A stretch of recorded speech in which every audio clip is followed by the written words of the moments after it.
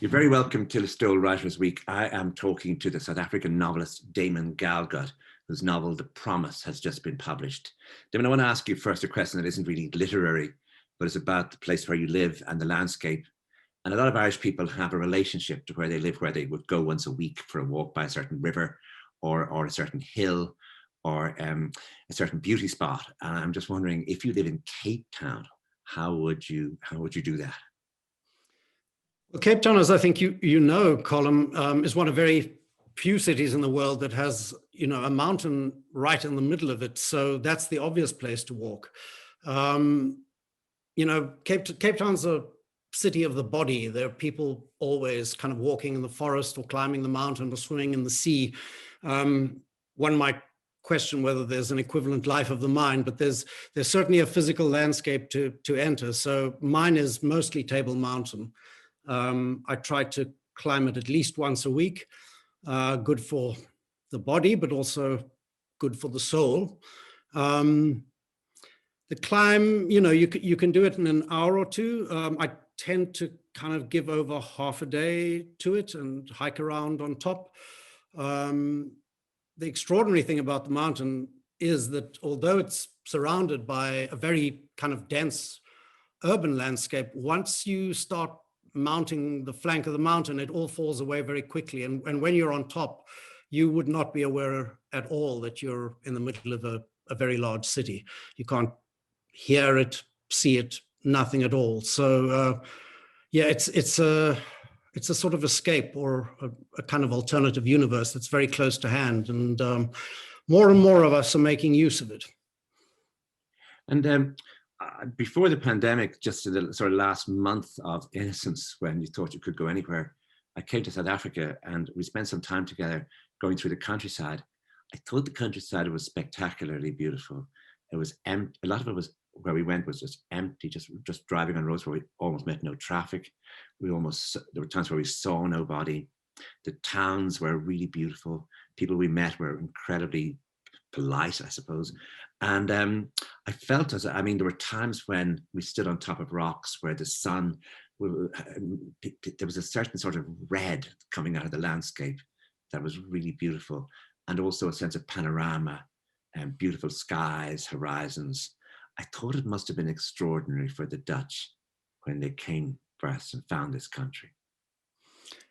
Yeah, I often try to imagine what that must have felt like. I mean, to arrive on the edge of an unknown continent, as it was for them, and to feel that this kind of huge mass was just spreading away. It has to be said that the area that you and I traveled in is the Karoo, which is more deserted than other parts of the country. It's far. There's far less sense of that kind of empty panorama, if you get up north. But yeah, it's a sort of a semi-desert area, very, very large. Once used to be a kind of shallow inland sea, I believe, in deep time.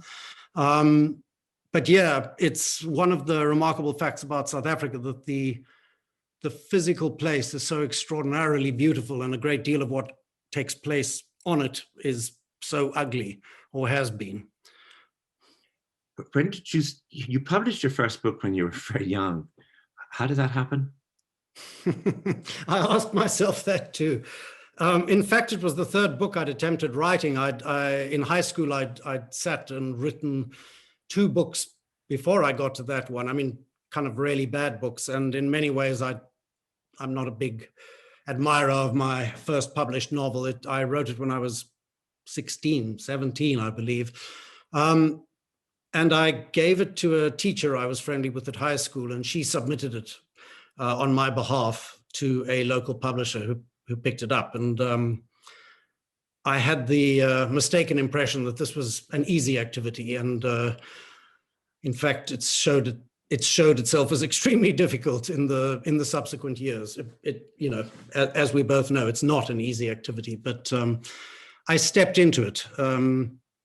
I'd really wanted to be writing from a very young age. It was the only thing that I really, really wanted to do. So I kept at it. when you're talking about difficulty, one of the things I want to ask you about is how different each book is from the other. And I was thinking about it and thought that sometimes I wonder if this is true with anybody else. Sometimes when I finish a book, I think I never want to do that again. Whatever I do now, like, in other words, if I tried to write a cosmopolitan novel, I think just go back home, go back to Ireland, go back to Wexford, go back to where you're from, write a novel about your own streets. And then I do that. And then I don't want to ever do that again. I want to write another novel about somewhere exotic, somewhere different, somewhere strange. And that if I write a novel about gay characters, I don't want any more in the next book. I want some straight people, and I want, so that you're playing with, you're playing in a sense a game where you won't do it, you won't repeat yourself. And I think it's a remarkable thing about your career as a novelist that you don't write the same book again. Yeah, I relate to, that account you've just given of wanting to move into a new territory with a new book. You sort of use the previous book as a platform to push off from, if you like. So, prior to The Promise, I'd done a third-person narrative about E.M. Forster, which was very, very, very closely focused on him. I mean, so closely focused, it could almost have been a first-person narrative, but which then sort of pushed me into wanting to try to, move out from that mono focus into looking at a great many characters almost at the same time. So yeah, I guess that not all writers want to move into new territory every time, because you kind of have to learn the rules and make the world from scratch. But it's very much an impulse that I feel. Could you take us through for your novel Arctic Summer? Just tell us who E.M. Forster was. Obviously, people will know him as the author of A Passage to India, but if you could just tell us what sort of man he was and how he lived, and what caused you then to feel that there was a drama in his life that you could explore as a novelist. Well, E.M. Forster was, a very, very repressed and kind of buttoned down Edwardian who still at certain points in his life managed to break free of that sort of vice that he felt himself to be in when he was in England. I mean, most notably when he left home. So when he went to visit India, when he went to visit Egypt, he became a different sort of person, and he tended to live out his secret gay life, his love life, if you like, in other places. And I was quite interested in that split, how you can be two people, and the fact that was lived out in colonial times, that there was a mother country where his actual mother lived and where he felt he had to be secret, but that when he went to India, say, he felt uninhibited and unfettered, and a kind of different personality emerged. I've spent a lot of time in India myself, and I guess that overlap was interesting to me as well. And I also wanted to write a book about what goes into the writing of a novel. And it seemed to me that there was this extraordinary array of experience that Forster went through in the creation of A Passage to India. I mean, it took him a lot longer than, some novelists, I think 12 years in total to create the book. And there were 2 visits to India and a visit to Egypt and, the First World War intervening. So all this kind of spectacle and tumult, and one way or another, the events in his own life that these large world events threw up kind of affected the writing process. So I wanted to write about everything that I could find in his life that kind of shaped and buttressed and colored the novel that he eventually wrote. So that was the project. One of the things that a novel can do, which really theatre or film can't do as easily, or sometimes at all, is to find what's going on in the inner life, find what someone is thinking or feeling or remembering or even seeing, and then put in what they're saying, what they're showing to the world. And can often be a very big gap. And that in itself is a dramatic thing. You don't actually have to have any larger drama than that strange gap between what you say and what you think. And a novel is actually really constructed for the purpose of actually, dramatizing that disconnect. And I think with Foster, it's interesting because more than anyone, there was a private life, there was a public life, that there was a secretive figure, and there was a very, there was a man in England with his mother, very close to her, and with a group of very close friends. But then, as you say, the sensuous man, the other man, the inner man, emerged for himself much more strongly when he went to India and to Egypt. So that he's an interesting aspect of the colonial world, except of course he didn't go to colonize, he went to actually become himself. But that the novel, that the way you can work with that, because in the novel, as you say, it's third person intimate. In other words, every single thought in the novel, as far as that's correct, isn't it? Every single thing in the novel is from his perspective. Yes, I think you don't ever see it through any other character's eyes. That's correct. Which, one could have told that story in other ways, but I guess I was very drawn to how he had lived through that experience. Yeah, and as he was creating the book, how the experience kind of flowed through him and onto the page in some, altered form. You couldn't really get that if you, widened the camera lens too much. Besides which, I'm kind of drawn to very tightly focused narratives. I mean, first person narratives where you can't quite trust the narrator being one. Not that that's the case with the Forster book, but I'm quite interested in the fact that a narrative has an edge, like a map. There's an end to the narrative, and things happen beyond that end. They're just not picked up, by the writer, or they're not reflected. So yeah, I guess the edges were quite far with the Forster book. Less so, much more obviously shaped and constructed with this one. What I'm trying to say, I guess, in a long-winded way, is that a book can function like a movie camera. You're only seeing what's right in front of you, so it's the writer's choice to focus on this particular thing. But there's, a whole other panorama that you're not seeing, and that actually, in an unspoken way, you can build that into the book. What's not said, what's not registered, and sort of evoke it. That I find that a kind of exciting thing to do. Yeah, I mean, I think that's the difference between a novel and a film, for example, that in film, you see every single thing, just as I see you now. I know what shirt you're wearing. I know what books are behind you. In a novel, you can't put that in every scene. So you then begin this game with the reader, where the reader starts imagining this. And you're letting the reader imagine more and more just by having someone come into a room. You don't describe the room, the clothes, the face each time. So that what you're actually doing is you're pulling the reader into a world that you've imagined, so the reader can imagine it. Yeah, the sort of, writing fiction is a kind of sleight of hand. You're evoking worlds that don't really exist. But, the magic is that you can evoke them with very little sometimes. You just need a line, and it'll become vivid in the imagination of the reader.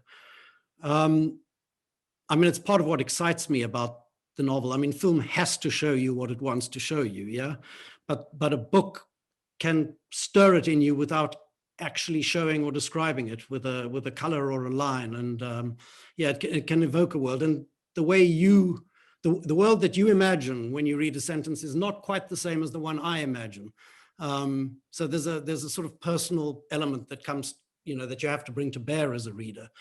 You can't be entirely passive the way you are if you're looking at an image. You have to work a little bit. It's your imagination that's supplying what the words are evoking. The novel Arctic Summer, the novel about Ian Forster, obviously depends on one side on sources. So that he wrote letters. People wrote letters to him. We have a great deal of information about him in various ways. So the question then becomes, well, why did you not write a biography of him? And the answer would be, well, there are biographies of him, and I found them very useful for my novel. Exactly. And the answer is, well, what does your novel do that a biography doesn't do? And the question then I want to ask is, Is going from South Africa to India such a powerful experience, and staying in India? And I think you wrote a good deal of that book, Arctic Summer, in India. Did that, the feeling is that you cannot write such a book, like a novel about Ian Forster, without actually needing to do so, without that the feelings somehow that he is feeling are ones that you need to imagine, because somehow or other you're finding a metaphor for your own experience, for what's happening to you. So I just wonder if you could start by describing coming out of South Africa. Just tell us what year, tell us what had been happening politically, and the arrival, your arrival, your passage to India. It's all a little blurry at this point, to be honest. You know, I'm not sure I remember sharply exact dates and so on. I started going to India, 20 years ago. I thought I would visit it once and be done with it, but it really had a very powerful kind of effect on me. So I went back and back year after year. You've been, I think, and, it's a place that kind of assaults you almost on a sensual level. It sort of invades with colors and smells and sounds and so on, which I think Forster experienced too. So I suppose there was a sort of a double process. My trips to India, the kind of connections I formed there with very particular people were in a way me arriving at a novel about Ian Forster, who was going through something of the same sort of process. But you're right. I mean, his experiences are much further away from me than, my lived life. I had to do a great deal of reading and imagining to think myself into his time and place and evoke that. It is a question, why not write a different sort of novel? Why plow through all the kind of source material? I guess because I wanted to interpret it in a way that I think the biographies maybe hadn't. I sort of saw his one central relationship in his life as being very key to the creation of Passage to India. I mean, in a very immediate and kind of painful way. And for me, that's at the heart of his book. And I guess that was kind of at the heart of mine, in the sense that it was a connection in his life that I was kind of trying to chase down and understand and interpret. Sorry, that's a bit general, and I'm not sure I've answered your question exactly. I feel in your novel is a very, very sharp sense of his longing, of how much he wanted and how little he was getting, and the gap between, say, freedom and restriction, seeing his English life as restriction and wanting and dreaming of freedom, and that coming to him in the guise of India, and then coming to him in the guise of love. Some commentators were sort of a little miffed at me, I think, because I think the book is so relentlessly focused on the longing that you mentioned. But in fact, if you read his letters and diaries, it's there on almost every page. I mean, this is somebody who just could not kind of break free of himself when he was at home, just could not do it, and yet wanted very, very desperately and deeply to do so. So yeah, it was for me not an escapable part of his personality. It's just in everything. Going back to the idea of restriction and freedom, there's a film that's just opening now that a lot of people maybe won't have seen, but will be seeing soon. It's a film called Muffy. It's a South African film. It's very powerful. I think, it's going to be one of the films that over the next few months people will see. But it gave me a sense of what it was like to be a young man in white South Africa. That it's not as though we're talking about competing sets of suffering, but it is almost like Israel, where it's the young people who are sent out to be, in the army, to be at the front, and they come away after the 2 or 3 years like really traumatized and silent about the experience. But certainly the experience of enforced conscription, of having to spend a year or two in the army, is dramatized in this film in a way which is very severe and gives you a sense of a sort of frontier society really forcing its young men into the most brutal acts and being treated with extraordinary brutality. And it really struck me when I was watching the film, that it must have been going to India in the light of that sort of hyper masculinity, hyper militarized, paranoid white society. It must have been an extraordinary relief to get away from it. For me or for Ian Forster, I don't think he... No, I'm attempting to connect the two. I'm attempting just to see the ways in which this book that you wrote about Ian Forster contains elements of your own struggle, of what happened to you or what happened to people like you in South Africa. Yes, I mean, I did 2 years in the South African Air Force, sort of, you know, conscripted years, which I'd rather not have thrown away. I'm sorry, I'm slightly sidetracked by the reference to Morphy, and you'll understand why if I tell you that it's actually connected to The Promise unexpectedly. I worked on the script of Morphy. I did 2 drafts of it along the way. I think very little of my script remains there. Yeah, your name comes up at the end. But in fact, it was kind of, I'm sorry, I'm probably getting ahead of you in you know, outlining this. Do you mind if I go there? I had started on this novel, The Promise, and was not very happy with how it was progressing. I'd probably done 10,000 words or something. And then I got caught up in working on this film script, or 2 drafts of the film script. When I left that project, I came back that very same day to my novel and looked at it again. And I came to it with the mindset of having been working on this film script, which is a very different sort of animal. And I suddenly saw that you could do to a prose narrative what I had been doing with the film script. In other words, that there was a way for the narrative to move like a movie camera, very, very fast between different characters, that you could cut, as it were, from one perspective to another, that you could zoom in very, very close to something and then pull back very, very far. So I started to kind of play with the narrative and see what I could do with that visual language, if you like. I mean, not just visual, obviously, with a novel, because, as you pointed out, a novel is, you know, very often interior, but to move like a movie camera. There's a certain cinematic logic to the narration of the book, and it comes from that experience of working on the script. So, sorry, I'm not actually answering. Yeah, but I think it's an interesting idea what you're saying, which is basically that the more you go out into the world as a writer, the more you sometimes a project comes up and you go, that's a waste of my time. That's a year just gone down the road. And other times, something you take on, especially in the theater, but also in film, but also perhaps in other areas where you think, I'm wasting my time. I should be writing my book. I should be at home. I should be on my own. Why am I not in a room?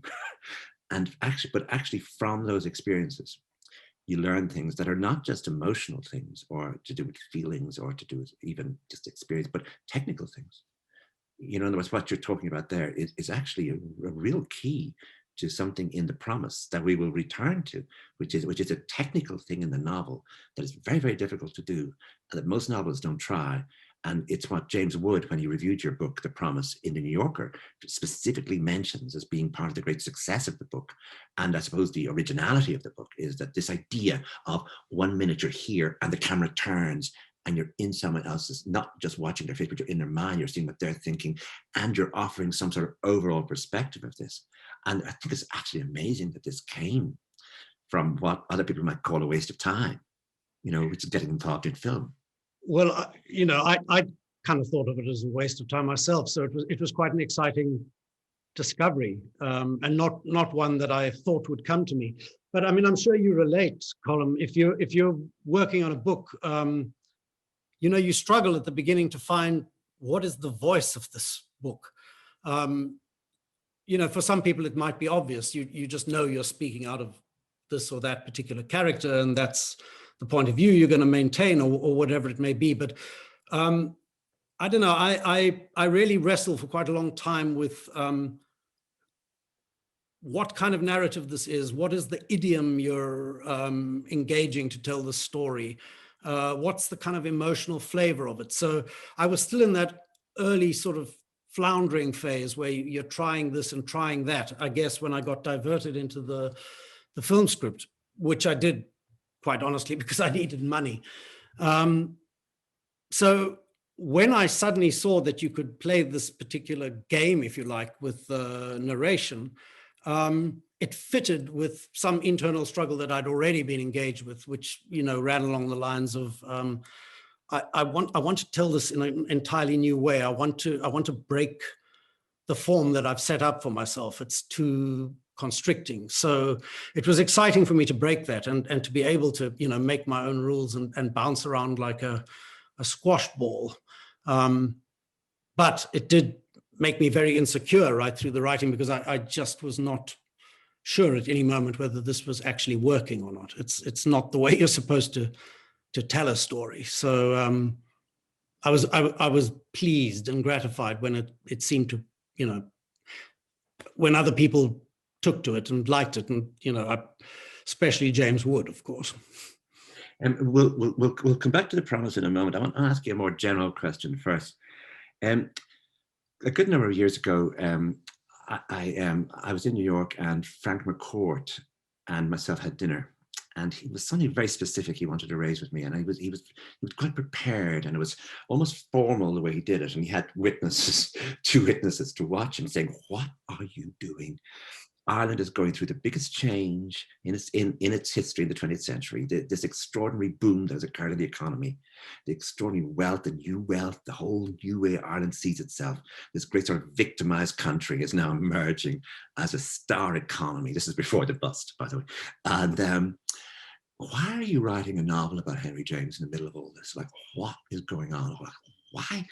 Like, what are we meant to do with you if you will waste your time in the middle of something so important? Like if you were in the French Revolution, what would you do if you were in, and it's very difficult it was very difficult to know what to say. I said, well, it's been on my mind for years, this book. I can't respond like a journalist to instant events. I can't see things clearly as they're happening now.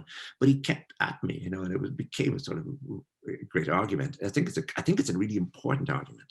I think if you look at your novels, The Good Doctor and In a Strange Room, and even Arctic Summer, you realize that you have to be involved in thinking about the South African question. I mean, the question of apartheid, the question of race, and the question of the future of the country, that has to have been something that you must have been tempted to attempt a blockbuster about, attempt to have the final word on. And it is as though you have predecessors for this. For example, J.M. Coetzee's novel Disgrace, or Nadine Gordimer's Berger's Daughter. In other words, the two white South African novelists who came before you. Certainly Nadine Gordimer went directly in each time to chart what was happening with apartheid, finding characters who were locked in this struggle in history.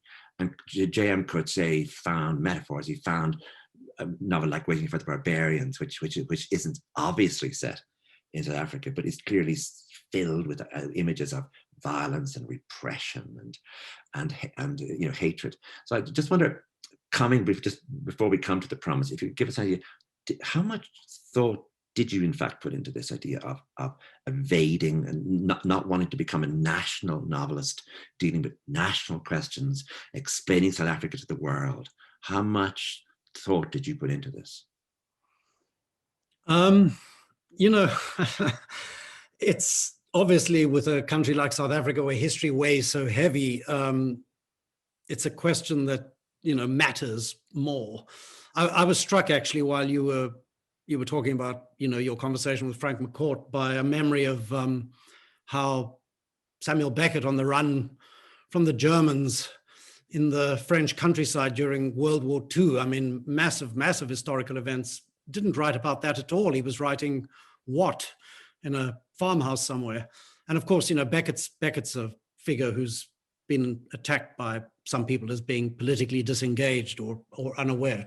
And indeed, J.M. Coetzee has been taken to task by Nadine Gordimer, no less, for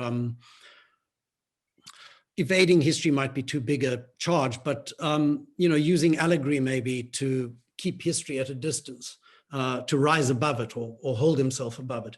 Yeah, it's difficult. I don't think of myself as a sort of naturally politically conscious or engaged person, although all South Africans are to some degree.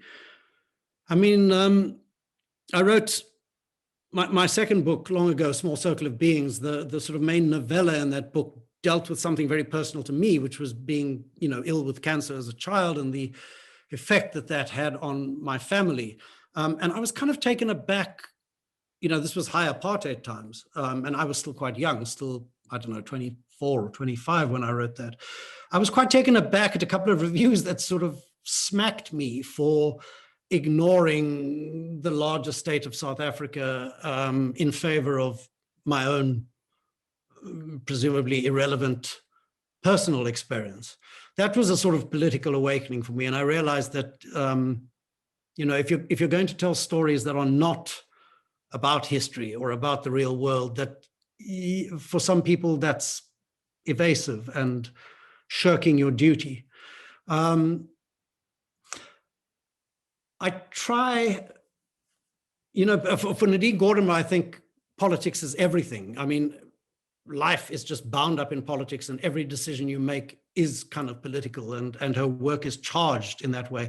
I'm not that kind of writer, and although I try to find ways to reflect history or let history register, I hope that maybe smaller human events are always in the foreground, because that's how most of us live our lives. Whatever the world is doing, we're all still people trying to get through each day, however we do that. And that's just as important in the end.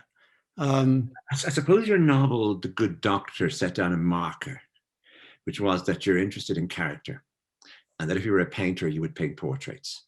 And that it is the idea of light and shadow on the face and light and shadow within the self, in that the novels you want to write are ones that concentrate on that idea of a single self under certain pressures, but not necessarily a panorama under pressures or a society under pressures, although those things are there. But nonetheless, the main thing you come away with after, say, Arctic Summer or after The Good Doctor is a sense, I have been with a single soul. I have been in every way, watched someone responding to the world, but the someone takes precedence over the world. Well, it's how most of us live our lives, no? You can only be who you are and see the world from inside your own head. So there's something wishful and a little bit artificial about, the imaginative act of becoming somebody else.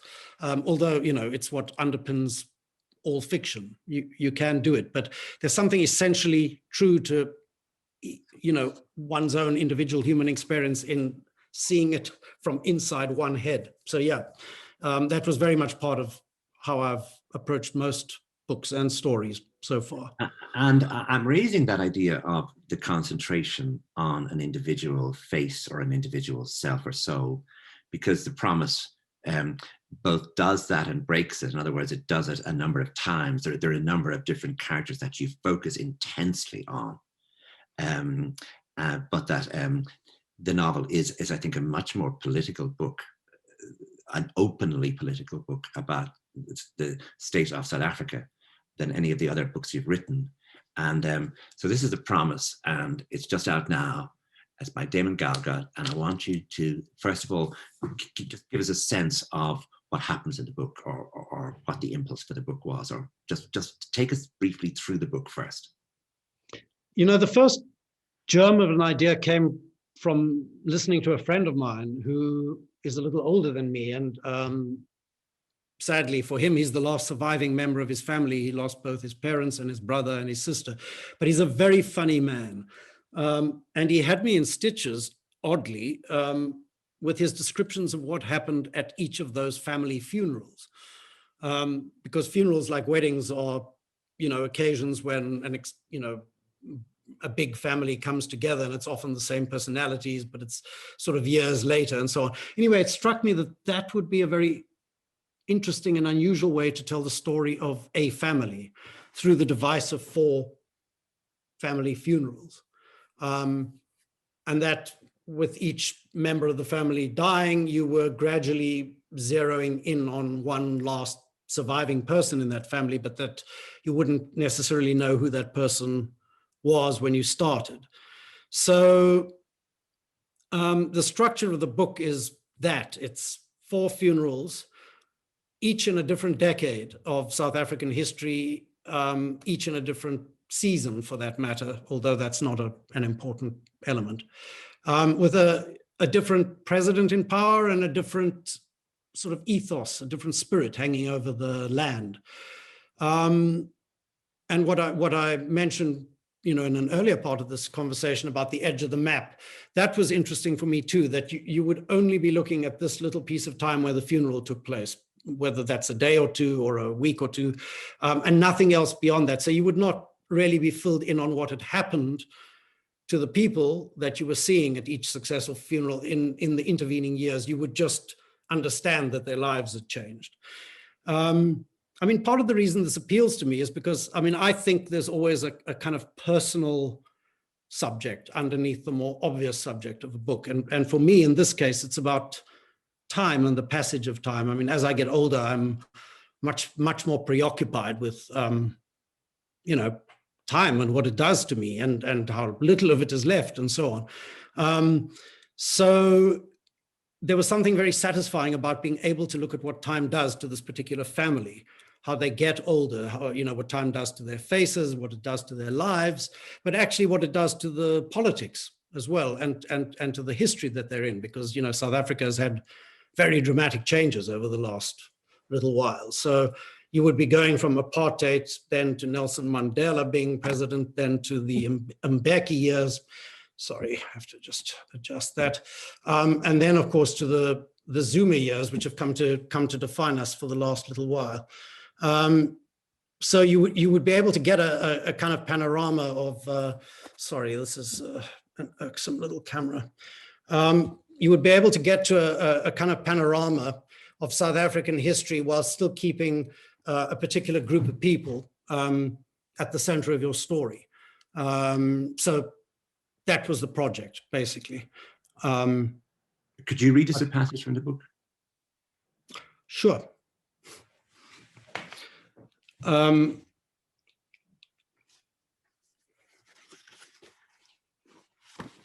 I'll take a passage that, maybe reflects, some of the family dynamics. So this is where Anton, who's the older brother in the family, there's a brother and 2 sisters and, a mother and a father, is visiting his father in the intensive care unit at the hospital. Visitors are only allowed in 4 at a time for 10 minutes, once in the morning and once at night. But there's a nurse in charge of the ward, a shaven-headed, no-nonsense type who takes a sort of formal pity on him. "You're the son," she says, sounding angry. "You can slip in for a minute." He takes this as a bad sign. Time might be short, but follows her as instructed, wearing a surgical mask and gloves, into the sepulchral humming grotto of the inner chamber. A sense of quiet industry centered on the afflicted bodies lying in their beds. Pa is in the far corner, all sorts of tubes running into him, though they give the impression of running the other way, out, sucking the vitality from inside him to power some different system. He looks like something crumpled, shucked off under the green sheets, not just skin, but close to it, more battered than I remember. "Hello, Pa, it's me, it's Anton." Does he say it aloud? He's knocked, anyway, by an unexpected backwash of emotion. Something in me cares, he's astonished to discover. Yes, something in me really gives a fuck. I'll just leave you for a minute, the hard-looking nurse says. She twitches the curtains around him, but not enough to block out the whole ward. Anton can see a black man in the next bed, bandaged up like a mummy. Verwoed must be spinning in his grave, can't believe they haven't changed the name of the hospital yet. The man groans aloud from inside his wrappings, not quite a word unless it's in a foreign language, the language of pain. Apartheid has fallen. See, we die right next to each other now in intimate proximity. It's just the living part we still have to work out. Hello, Pa, he says again. Then sits there, waiting. For what? No answer will ever come. It's me who has to do something. But the thing he has to do, the thing I came here for, I don't know what that thing is. Listen, he says to his father. They've left us alone together because I'm supposed to say something to you. I'm supposed to say I'm sorry, but you will never get those words from me. Do you hear? I do not hear. I was crazy when Ma died. For a while, I actually believed I killed her. Things were not good with my mind, but I meant everything I said. You were an alcoholic shit to my mother before you found religion, and after that, you were a sober kind of shit. You owed her, but even after she died, you thought it was the other way around. You got it wrong with her, and you got it wrong with me, and I will never say sorry to you. Do you hear me? No, he doesn't hear.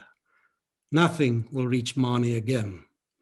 Although he lies at the middle of the scene, none of it exists for him. Not the hospital, the bed, the curtain, his son, and certainly not the words that are being spoken to him. They are not where he is.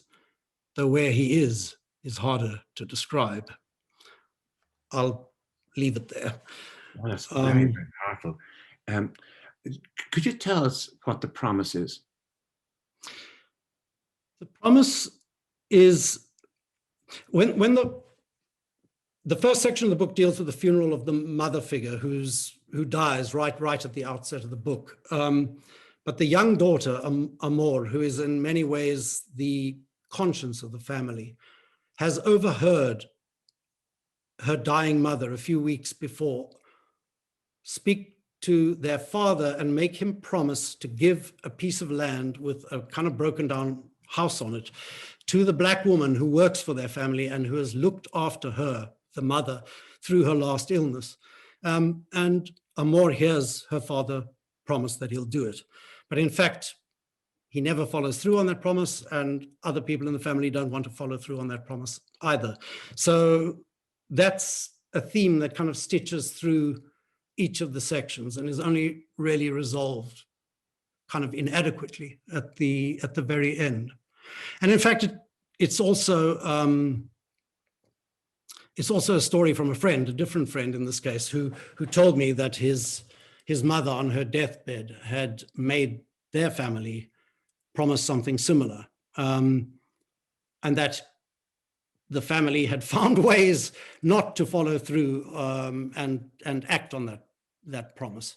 You know, as with the book, I think it's a matter that's only been resolved quite recently, but that's a very South African thing, the issue of land and who owns it, and why a white family would not want to part with even a kind of worthless piece of land that they've already agreed to do so because it's going to a black servant. Yeah, these are, you know, deep and painful South African matters, as I'm sure you'll understand. So yeah, that's the promise. But of course, there are echoes of other promises. Anton, the elder brother at the beginning, is as a white man born at that particular time, feels that his whole life is full of promise, that he's going to be somebody who, as he imagines, lead nations and write poems and eat the world is how he puts it to himself. But in fact, that's another promise that doesn't come to fulfillment. And of course, there's the larger unspoken promise of South Africa, which, you know, after democracy was finally arrived at in the 90s, was supposed to be a very different place to the place it's ended up being. And for many of us, there's a huge sense of wasted promise. though that's not made explicit in the book, I hope those echoes are stirred. I think there is something explicit in the book. Salome, who has been promised this piece of land, is there throughout the book. She's a sort of ghostly figure wandering in and out of scenes, but she's always there, and she knows what she wants, and she knows what she was promised, and Amor is there to almost be the other side of that, to say, yes, I heard it, you were promised this. But what's fascinating at the very end of the book is Salome's son is not looking, he's not asking for land, he's not wanting a promise fulfilled, he's in a rage. He's in the same sort of rage in a way that Anton is in with his father, but his rage feels militant, his rage feels like the future. Yeah, it's a rage that's very palpable actually in South Africa now, and has been for a while. You know, it became very vocal already with the Rhodes Must Fall movement, the Fees Must Fall movement. It's still very much out there, and it's coming directly out of that sense of failed promise, that basically political power was handed over in this country, but economic power was not, which means that people's lives are more or less unchanged. Yes, a small group of Black people have moved into the middle class. An even smaller group has become part of the governing elite. But by and large, you know, the dispossessed or working class people in this country are mostly people of color. And the people who dominate the society and who dominate the economy, most importantly, are mostly white. And that has been the model for a very long time. And people have had enough, I guess, you know, especially young Black people who are growing up now, who didn't grow up under apartheid, but they may as well have grown up under such a system, because their opportunities and their means are those of an apartheid time, basically. Money's power, you know, and you know, that's an oversimplification, but there are a great many people who feel that, you know, what this country holds is not available to them, not even in their own lives. So that sense of anger is very, very, very much on the street, on the campuses, in the press. It's in debate at the moment. Yeah, the voice of Lucas is a very angry voice, and you're right. I think it is the voice of the future. It has some way to go yet, and we'll see where it goes. But the rumblings are quite loud from the basement at the moment. The arguments are very clear. I mean, the arguments about land, the arguments about heritage, the arguments about who has power and who doesn't. So that when you come into this as a novelist, you've got to be very careful, don't you, that your novel does not become a sort of rehearsal of arguments that are already being made out there, that if you want to find them, you can open, you know, a newspaper or listen to a radio. So that it seems to me, with the promise, that you have gone back to some of the roots of the novel form itself. In other words, you've looked, I would think Virginia Woolf has to be an important sort of tutelary spirit here, and indeed William Faulkner. In other words, that what you're trying to do is register the complexity, not just of the political situation, but of any character who walks into it has their own demons, their own complexity, their own, in a way, argument going on with themselves, as well as indeed with the sort of wider. So I just wonder if you could talk to us a bit about what novels you went to when you were thinking of this book. It's not so much that I went to the novels as that, you know, the kind of guiding spirit of previous writers or previous books was kind of hanging in the air, if I'm sure you know what I mean. Very much Faulkner, who was a powerful figure for me when I was younger. As I lay dying, Sound and the Fury, what he was doing with voice was just very, very exciting to me. And yes, you're right. Virginia Woolf's been a relatively recent discovery for me, actually, but a very exciting one. I just find her work enormously kind of thrilling. And again, it's about voice and how she throws her voice so boldly from person to person, consciousness to consciousness, and lets a different consciousness register in an entirely different kind of voice. So, much more than history, which you're right, would be very boring to record in a kind of journalistic way. As a novelist, you'd be telling what a newspaper could tell. I'm much more excited by the interior voices of particular people and how those register, because that's fresh, and you can indeed kind of body forth the conflicting voices that are all around in South African society. I mean, in any society, but we have a highly charged one here. I mean, as you may have been able to pick up from that passage I read, the principle that I was trying to follow is that there is this is a third person omniscient narrator who's giving an account of particular people in particular situations. But whenever that narrator approaches very, very close to a character, I mean, comes close enough to sort of examine their emotions or their thoughts at a particular moment, it's almost like the gravitational pull of the character bends the narration so that it lapses for a brief moment into a first-person narrative. So you're going with he's thinking this, he's thinking this, and then suddenly you're inside that person's head, and the thoughts that you're hearing are I feel this, or I want that. And then kind of pulling away from that again. Does that make any sort of sense? Yes. And I have a feeling that this came on its own to you. In other words, it wasn't as though you decided to do this and then set about doing it. That it must have happened as you were working on a scene, realizing I need to, with that scene, for example, you've just read from us, that yes, he's watching his father. Yes, he's talking to his father, but you want to go, well, what's his father doing? And then you want to give us that from another perspective.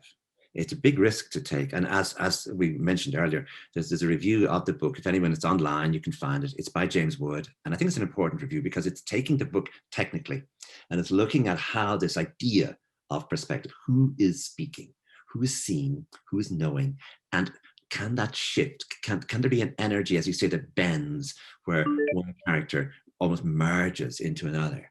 And that this has to seem organic and natural. And really, the only way the novel can be nourished is if this happens. And I suppose, so that's it, on the New Yorker website. It's by James Wood, and it's a review of The Promise. But the question is, as we're coming to the end, is when this came to you first, was it as you were working, where you're writing that scene, for example, I need one more thing here? I don't know about you, but for me, writing it sort of starts out obscure and sort of unconscious. I have impulses, and I sort of go with them. And then the impulses that work sort of come into clearer focus. And then there's a certain point at which I understand that's why I had that impulse, and that's why it felt right. So I think in the case of, that particular thing of bending into a particular character's vision, it's something that just sort of happened. But the instinct underneath it was that, in the same way that I was sort of excited by this idea that you could give 4 snapshots into particular points in history, that actually with the voice that you're working with, how can you stretch that voice? How can you kind of pull it as far as it can go in all sorts of different directions? So you can go, like a movie camera, far out, in which case you're a totally detached sort of third person voice. But you can also go really, really close in, so close that you're sort of inside that person's head. And one of my editors said to me that he thought there were notes in the book that were cruel. And I said to him, yes, I think that's true. If you're sufficiently detached from human events, you reach a kind of cold and almost cruel perspective. But that's just one sort of point to which you've stretched the narrative. And for me, it's sort of balanced out by those moments where you go so close to somebody that you're actually speaking their thoughts. Now, that's sort of the opposite. You're feeling that person's emotions so intimately that there's no gap between the narration and the person. That's the opposite of cruel, whatever that is. You're really feeling that character from inside. So I guess what I'm trying to say is that I wanted to establish a narrative voice that had the widest range possible for me. So very, very detached, and then very, very close up, with no detachment at all. A voice with sort of heightened depth, if you like. You know, people will decide for themselves how successful I was, but that was the aspiration that was pushing me. The novel is called The Promise, and we've been talking to Damon Galgut, and you're very welcome to Listowel Writers Week. And Damon, thank you very much for this conversation. It was absolutely marvelous talking to you. And everybody, again, the book is called The Promise. Thank you. Colm, thanks so much.